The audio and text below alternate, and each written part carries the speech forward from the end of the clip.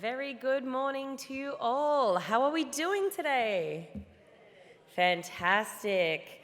Okay, so it's day number 3 of our Education 2.0 conference right here in Dubai. So we hope that you're having a wonderful time here in Dubai and at our conference. Now, as we embark on day 3 of this global gathering of minds, let's take a moment to express our heartfelt gratitude to the pillars of support who have made this event possible. The gold sponsors Puzzlebox Academy and EduPassport, and our bronze sponsors and top Mathematics Education Centre, Kijana Empowerment Initiative for making this event possible. Let's put our hands together for all of those sponsors. Fantastic. So now moving on to our very first panel today.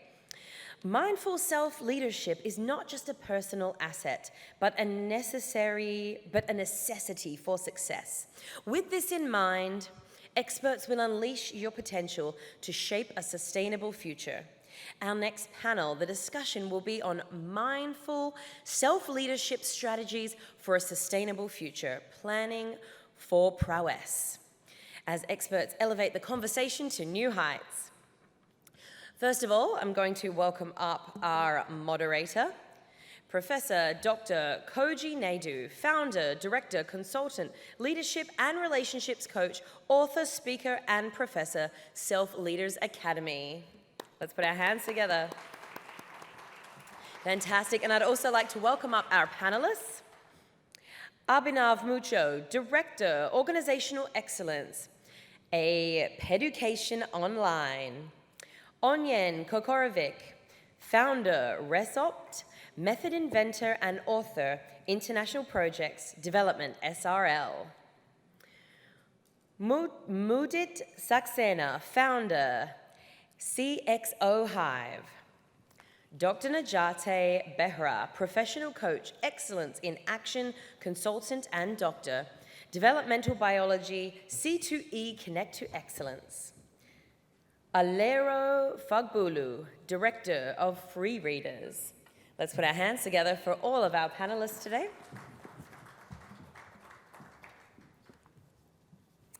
And over to you, Dr. Koji. You're welcome to come up to the panel.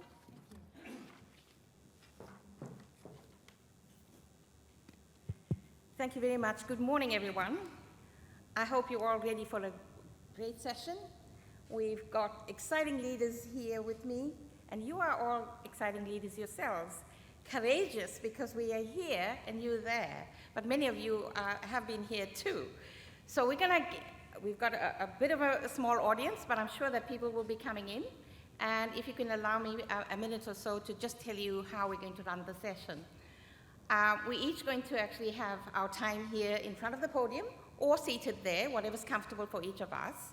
And there is a bit of a test at the end. Remember, I'm a school teacher by training in the very early days, 4 decades ago. So I'd like you to actually engage, because learning and teaching is it's an interchange. If you don't engage, you're not going to benefit. So what I'm saying is there's no test, no exam, but there will be opportunities for questions. And each of them I know that they have wonderful stuff to share with you. So a little bit of a briefing. If you can just reflect on what each of us is saying to you and how that resonates with you or not. And then maybe pose a question or think about something or reflect on it as to how you can actually take that away and make it your own. Or you can make a comment to one of us for something that we actually haven't thought about before. Is that all right with everyone? Are you still asleep? We want to be engaging, we want to be interactive, all right? So I know it's early in the morning, and some people are afternoon people or evening people. Panel, are you all right with that arrangement? That members can ask you questions? Of course. Wonderful. All right, with that then, I'd like to actually introduce myself. I know I've had a bit of an introduction.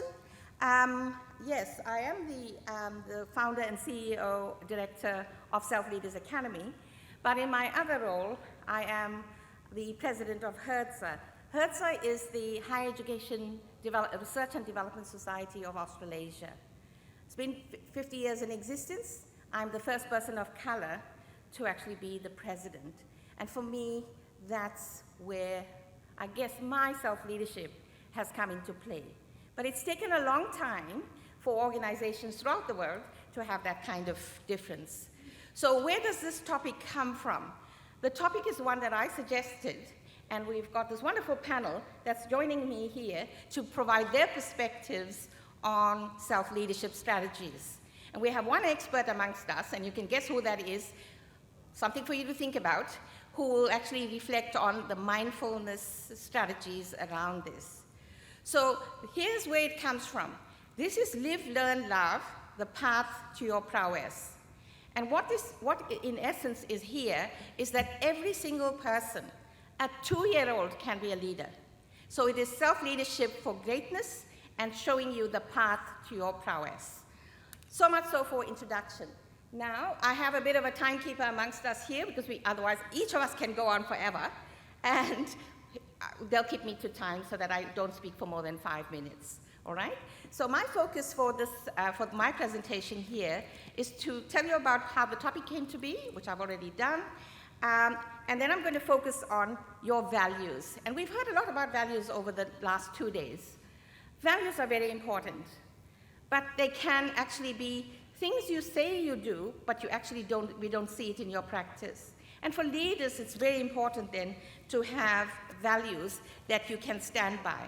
And when you have values that you can stand by, it makes you very resilient. And whatever hurdles, obstacles that come your way, you can handle them really, really well. So my values, or the values of Self-Leaders Academy, are to be authentic, to be excellent, to strive for high quality, and to be humble, okay? It's so important to be humble, because I think that, and one of the panel members said this to me, you know, you don't need qualifications and you don't need credentials to be humble. And I think as one grows and as one gets accolades, like we've all got, many of us have been awarded the Leadership Awards, Young Achiever Award, all of those awards. But if we don't have the humility, we actually push people away. So with that, I'm going to stop on talking about values, because I'm not teaching you about values, because you know your values. But the values that you choose may not be the values of your company. Maybe you have more intense values that are personal to you and that you honor with regard to your family and your friends, and you keep your professional and your work values different. But I think that sometimes when you have that happening, you could be in conflict. And when you get into conflict situations with regard to your values, you'll find that, you know, it is tough. And I learned this only last year. I'm a fellow of the Women Leaders for the World, the US-based fellowship. And for the first time, I started to think about self-care. And so putting this topic, because mindfulness is the theme, everyone's talking about mindfulness, meditation, etc. But it's very difficult sometimes to actually bring the two together. Being mindful with your values, as well as being able to actually pursue your goals for the organization. And as a leader, values plays a very important part. But more important than the values that you espouse or live in your organizations that you lead, it is important that you have those same values or similar values at home, with family, with friends, with the community. And then you're one person. So the important thing for me is having the values, but taking care of oneself. The second part of my presentation is actually focusing on self-leadership for greatness, which is in the book. You're welcome to all ask me about it later. And then the third element is actually focusing on why is it important for self-leadership and the way we actually manage our businesses, our people that we work with, our teams, our employees, and the people that actually make us successful. The old model of leadership, and we've heard this in other presentations, so I won't cover that again, doesn't work anymore. Having KPIs that don't align with the stresses that we currently experience is meaningless, and it just creates more stress for the individuals. Hence, mindful strategies that we need to be practicing. So what are my views with regard to what works? I say align your values to the principles that you want to actually establish and what you want to get your staff to be able to do.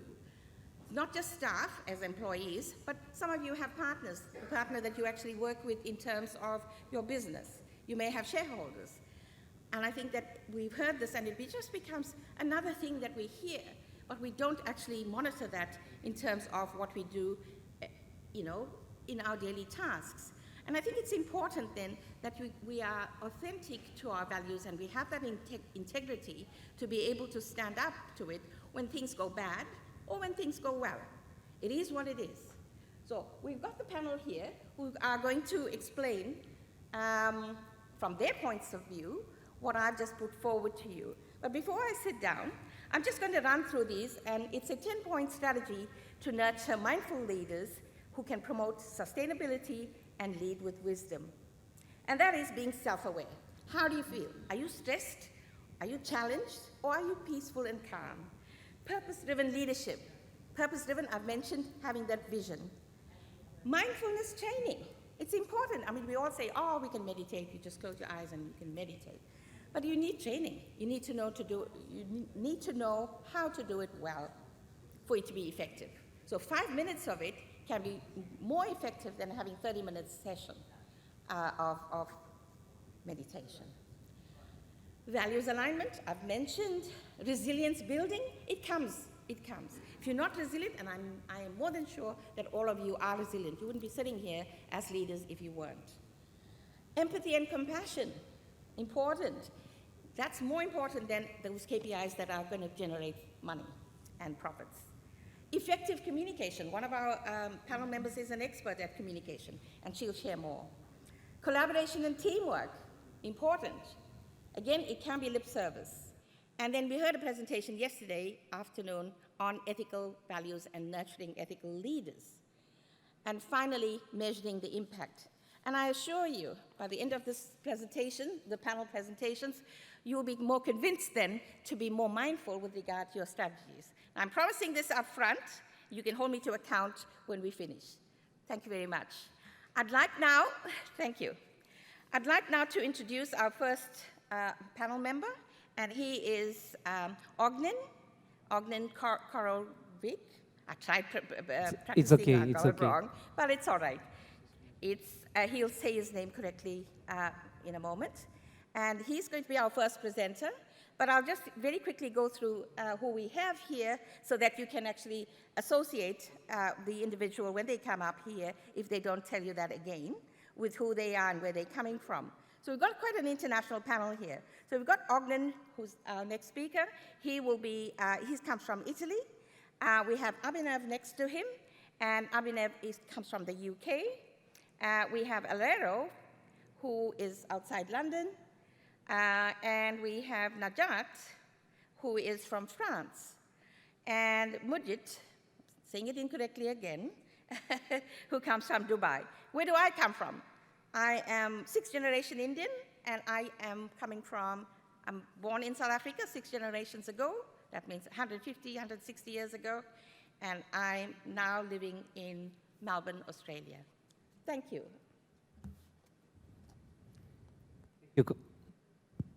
Thank you, Kogi, for your presentation. You talked about values, and I want to say something and start from this. I think that the first, let's say we could say that it's the premise of each educational path should be the self-discovery. I think that we first of all must discover who we truly are, because it's not useful to start each kind of educational path without doing this. So this is the first point. So discovering ourselves, discovering our values, discovering first of all our innate capacities and putting them to serve the others. I think this is the first point.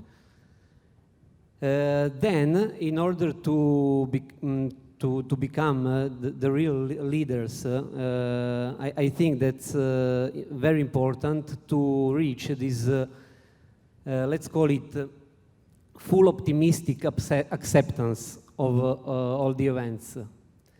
What does it mean? It means that, days ago we have always been talked about problems.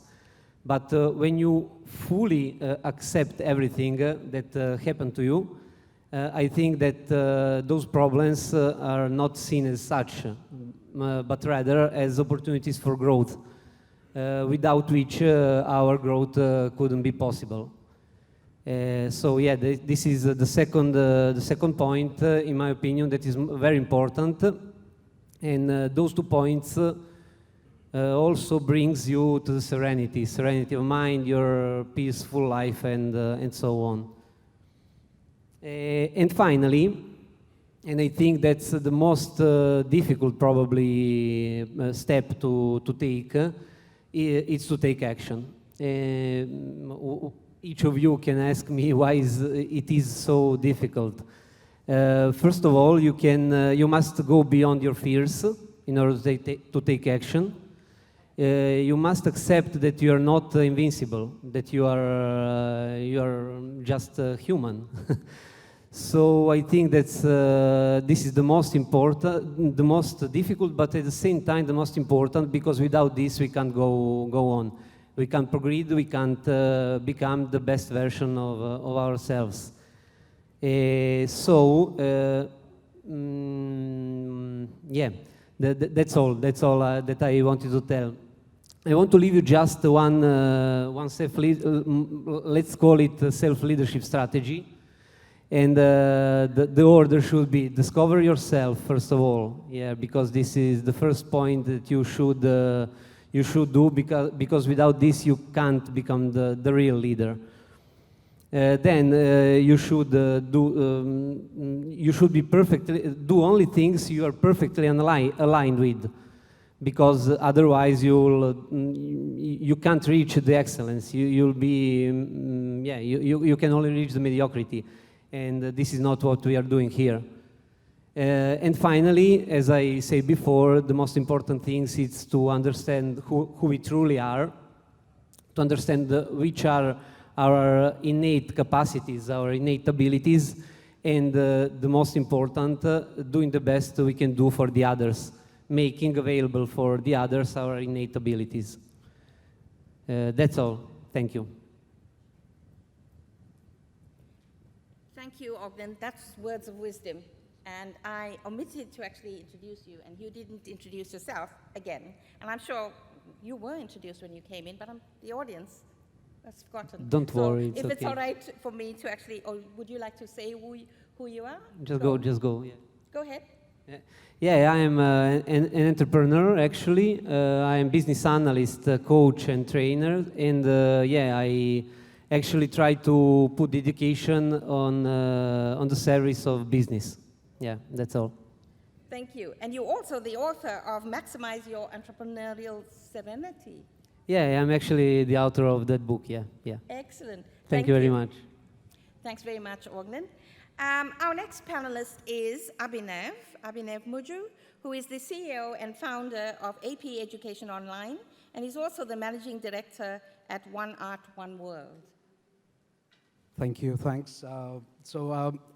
Just to give a bit of an idea about what actually I do and what my skill sets are and what contribution I give to this education industry is I have my own higher education college, and the day I started, the years back, we started that organization, and the main purpose for that organization was to empower learners. So irrespective of the age group or any diverse backgrounds, the main purpose was to empower individuals so that they can, actually it's our tagline, they can rediscover, empower, and transform themselves. So that was our motto, and that's how we started our organization.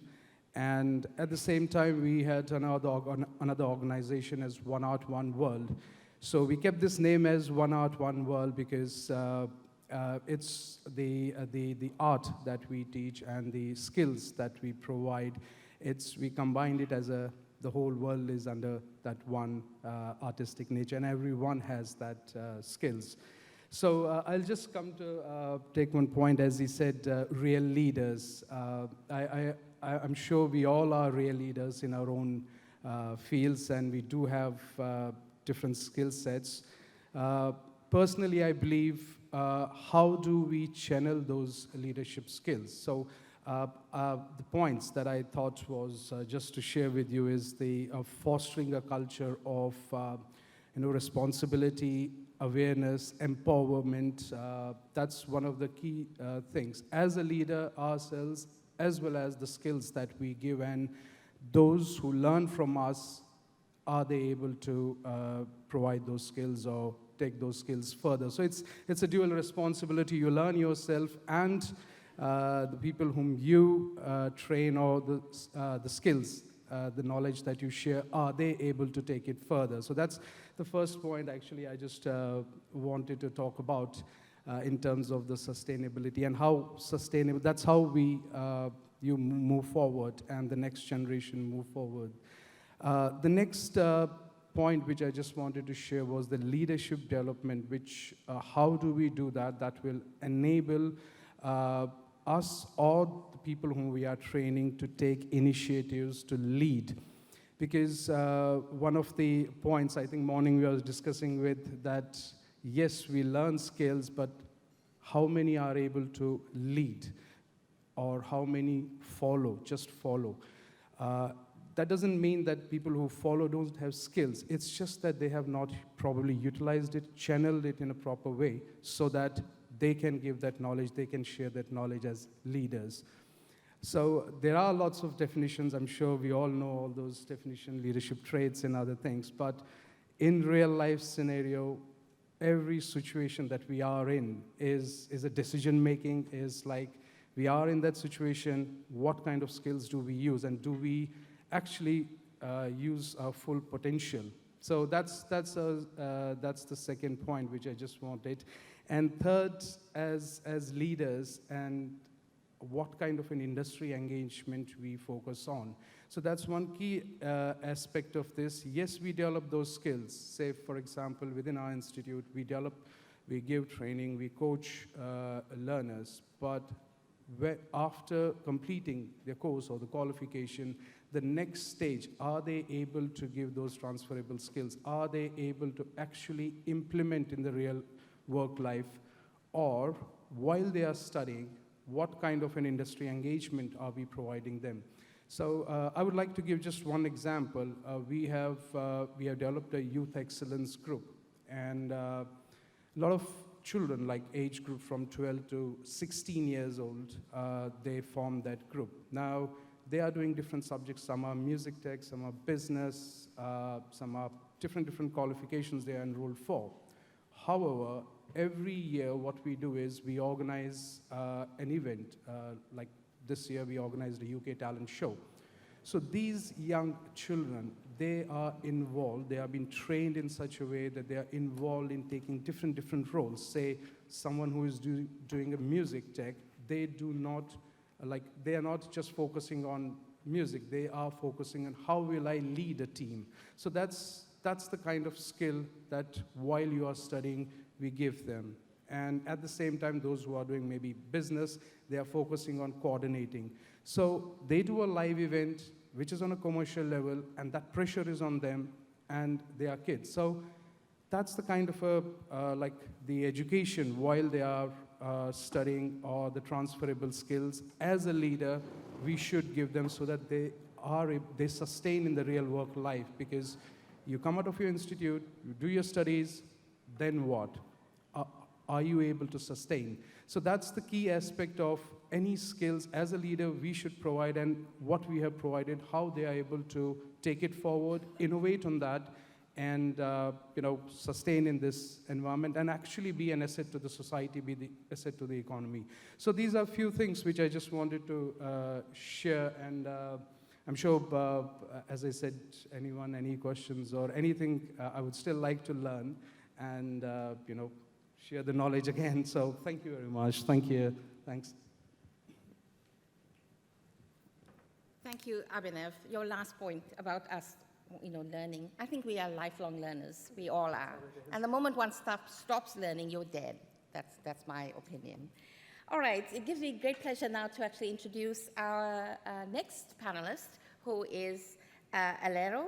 And Alero is the founder and director of Free Readers, a UK-based supplementary school. She's also a fantastic mentor and coach to early career teachers. So over to you, Alero. Thank you, Kogi. Good morning, everybody. I'm very happy to be here in the presence of these wonderful minds on the stage with me. Yes, I run Free Readers, a supplementary school. We teach children from the ages of 3 to 10. And what we focus on teaching them are 3 core subjects: learning to read and write, maths, and English. The children that we mainly teach are those children for whom the general education system does not quite work. So we have children who are either struggling because the school system is based on chronological age. So, for instance, a child who is in year 3 and who has struggled to learn what's being taught in year 3, when it comes to September, that child will be promoted to year 4. But it's promotion that is destined for failure because they haven't got the correct foundations. We also have children who are excelling, but again, because of the education system, they are held back. So we have groups of children that are either too advanced for the school year or find the school year challenging. And what we do is to meet each child where they are and teach them according to their prior learning and what they need to learn. And to do this, I have a fantastic team of about 25 teachers whom I'm privileged to lead. Today we're talking about self-leadership. And for me, that essentially means that as teachers and educators, we are leaders of leaders. And we do have to develop the skills to direct our own thoughts and our own actions effectively so that we can achieve our goals and at the same time inspire the people that we lead to achieve their goals. And I have 3 strategies that I want to share with you that will support this self-leadership skills. Kogi very eloquently mentioned a few values. And to this, I want to add the value of personal integrity. So as a leader, it's very important that you are who you say you are when there's nobody there. Because when you're all alone, we all need to ask ourselves, are we the same person that we present to the outside world? And if there is a mismatch between your private self and your public self, that's a question of personal integrity that we need to start from. I believe that to be an effective self-leader, we have to set goals, and these goals have to be based upon correct values so that we are always working in the right direction. In Alice in Wonderland, I don't know if any of you remember the classics, but I love those books. So in Alice in Wonderland, the Cheshire Cat gave us a fantastic example of the importance of goal setting. When Alice asked for directions and she said to him, "Oh, can you tell me what way to go?" And he said, "Well, where do you want to go?" And she said, "It doesn't matter, I just want to get somewhere." And his response was, "Well then, you don't need directions because if you keep walking, you will get somewhere." What that really means is, if you don't begin with the end in mind, you are not likely to get to your goal. And beginning with the end in mind means being intentional every single day about ensuring that the actions that we take, even the thoughts that we have are congruent with the goals that we have set for ourselves, and they are leading us towards the achievement of those goals. I think that when you have a destination in mind, it is easy for you to take proactive steps to reach that destination. And a very good example of having a destination and knowing how to get there, sort of setting yourself a roadmap, is when we go into the huge malls that Dubai is famous for. It's very easy to get lost if you don't know how to get to where you're going. But you then have those interactive maps, the interactive direction maps, where you can then find where you're going. But that's great. You know where you want to go, but then you have to use your starting point as a guide. So when we see let's say we're looking for, give me an example of a shop. Yeah. A shop in Dubai Mall. Chanel. Okay, Chanel. Oh, very good. So if you're looking for Chanel, you put in Chanel into the interactive map, and then the directions come up. But the most important thing for you to do, first of all, is to find you are here. The arrows that say this is where you are now, and you can use your current location as a guide to know what direction you need to take, what steps you need to follow to get to Chanel, right? So that is what correct goal setting will do for us. Another example, another strategy that I have for self-leadership is the concept of critical friendships and synergies. Now, it's important for us to know that we are, each of us, interdependent human beings, and it is so crucial as a leader to accept the fact that while you may know some things, you do not know it all, right? We are, as you said, we are all lifelong learners, and we should be lifelong learners if we are engaged in teaching. So when we accept that we don't know everything, we then give ourselves permission to say, well, where do I need support?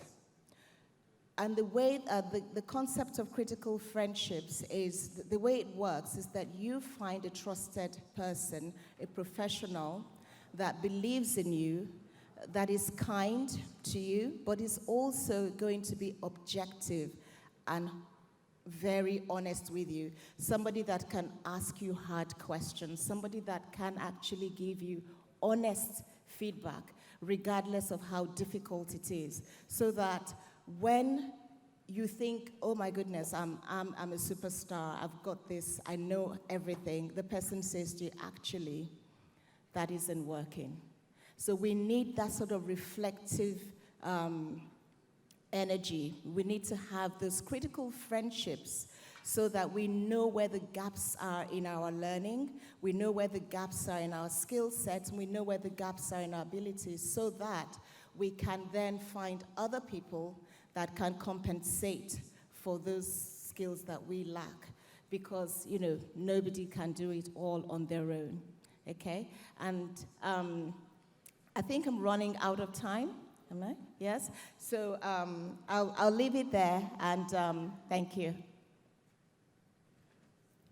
Thank you. We have this large clock in front of us, which is ticking away, which Haru can't see. So hence, but she shared with us some valuable points. And if I can sum up, basically what she was saying was, don't be up yourself, just be humble. And be open to learning and possibility. And with that, I want to introduce our fourth panelist.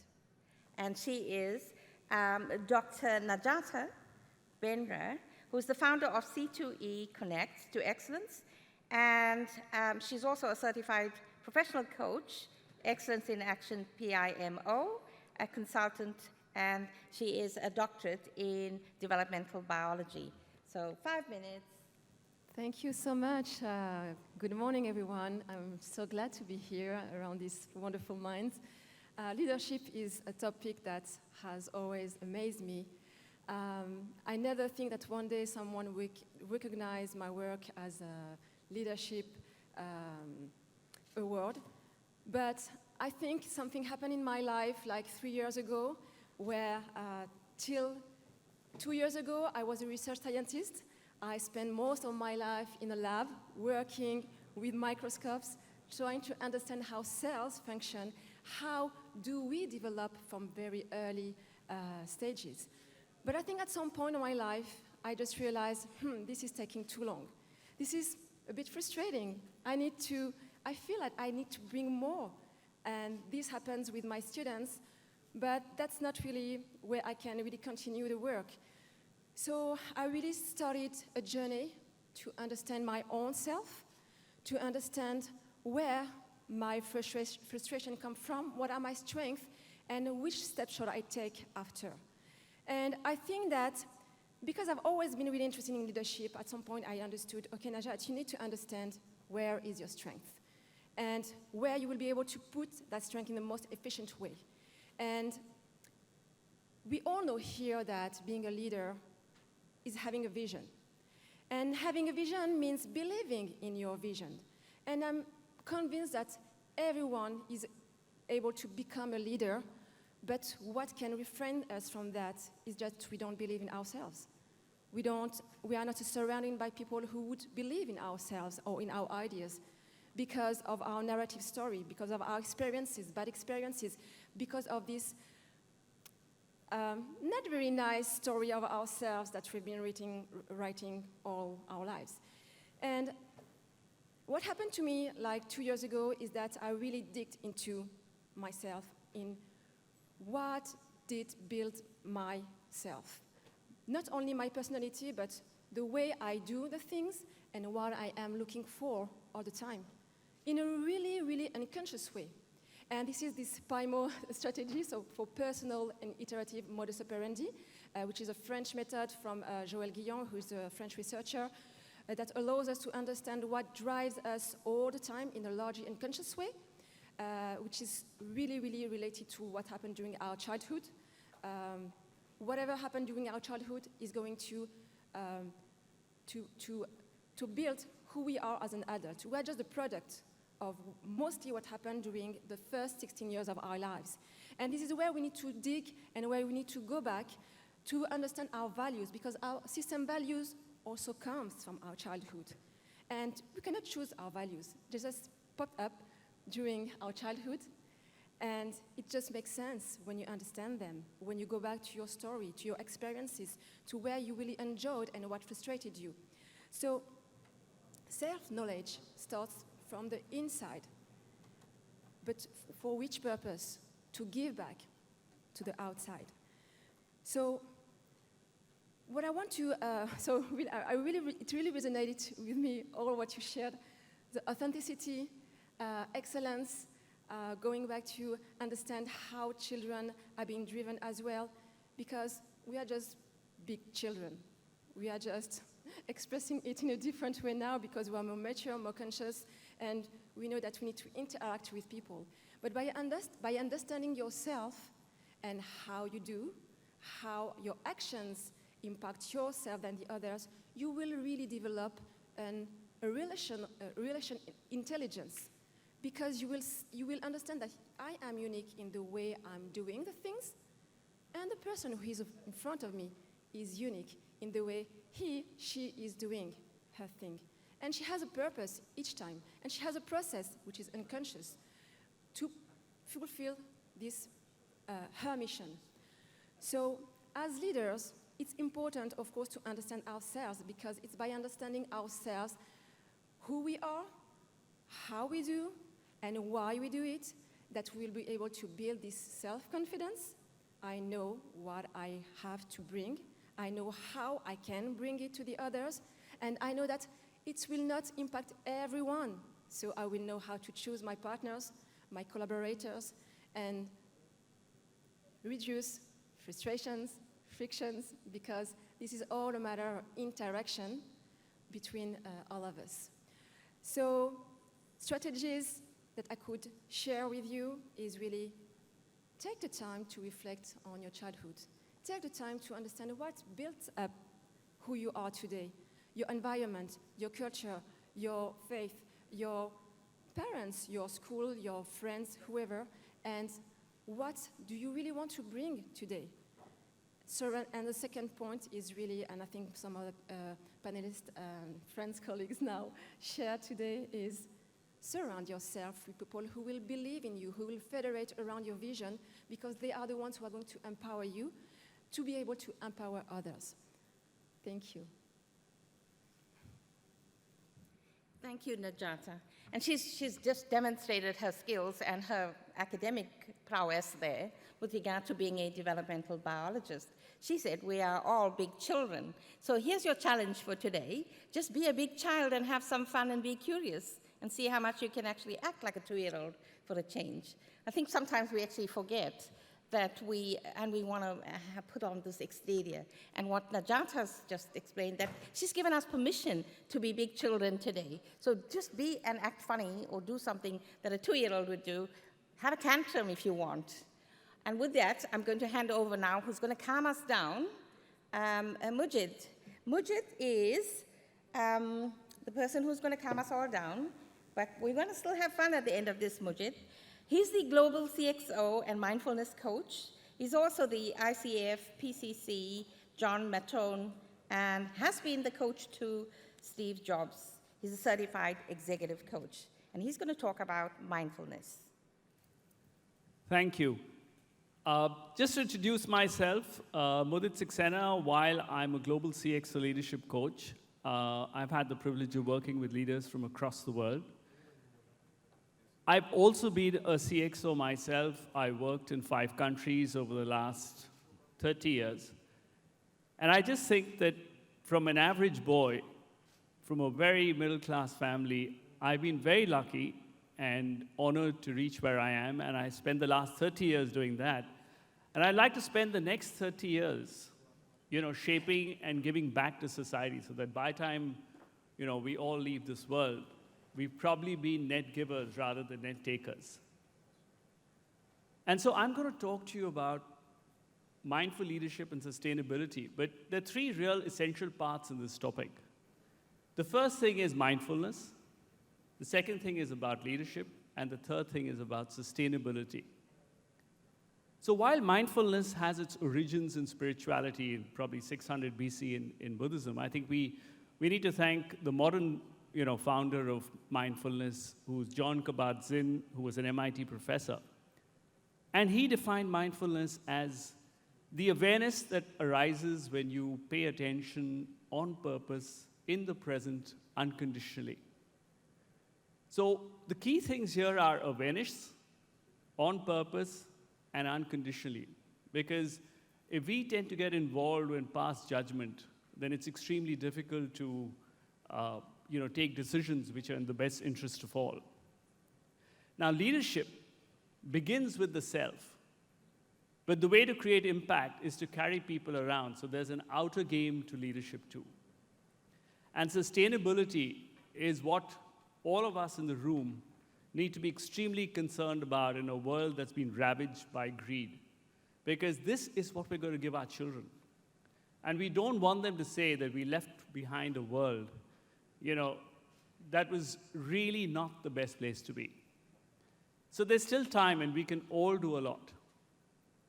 So let's begin with, how mindfulness is connected to leadership. So the first part of leadership is really about self-awareness. It's about each one of us here being aware of how we're triggered. What are our hot points? How do we behave in situations? Because it's an increasingly polarized world. There are people on the extreme right and there are people on the extreme left, and there are very few people left in the middle. So in a situation where there's so much stimuli happening across the world, we need to be very mindful of how we react and not take polarized positions, because that's going to destroy the world. Once we build that self-awareness, and there are mindfulness techniques to do that, The other part is to be very concerned about how we lead. It's very, very easy to be, swayed by popular opinion. But leaders who have demonstrated that there's a vision, there's a purpose, there's a certain amount of resilience because life isn't always easy. They're the ones who are able to create great impact in this world.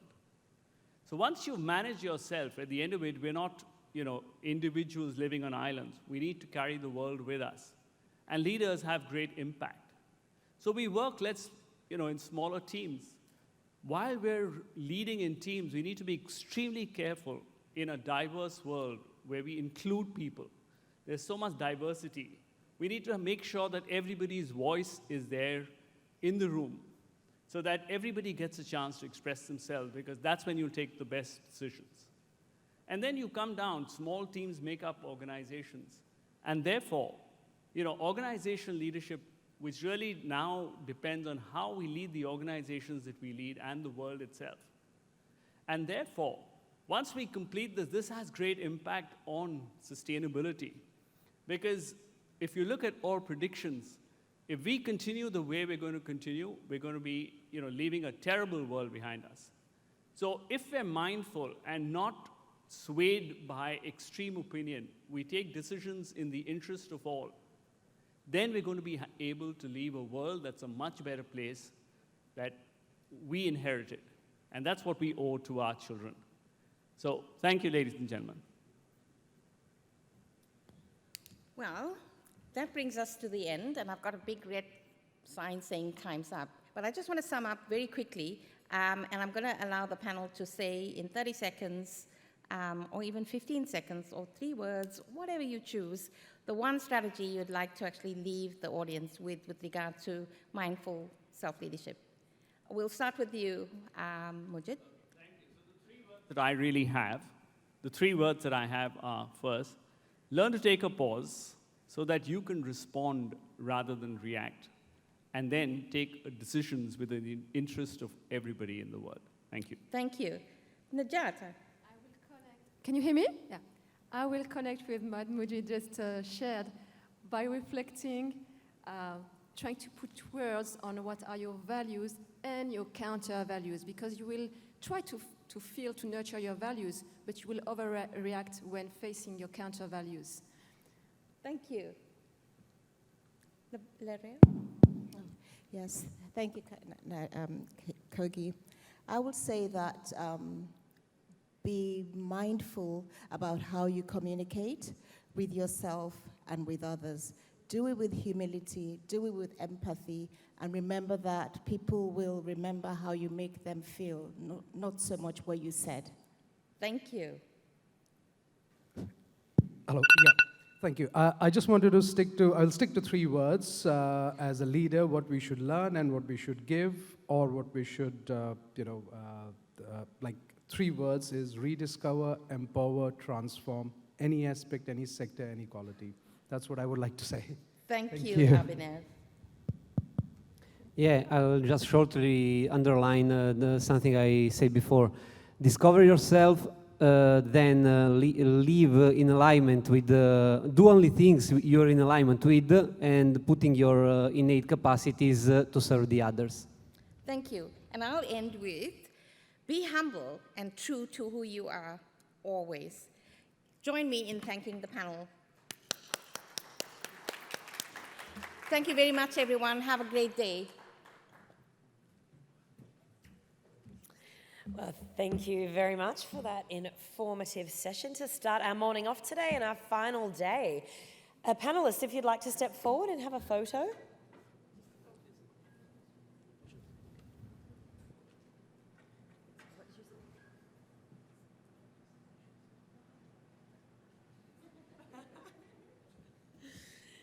Okay, now if you have any questions for our panelists for that session, then please catch them somewhere around the event today.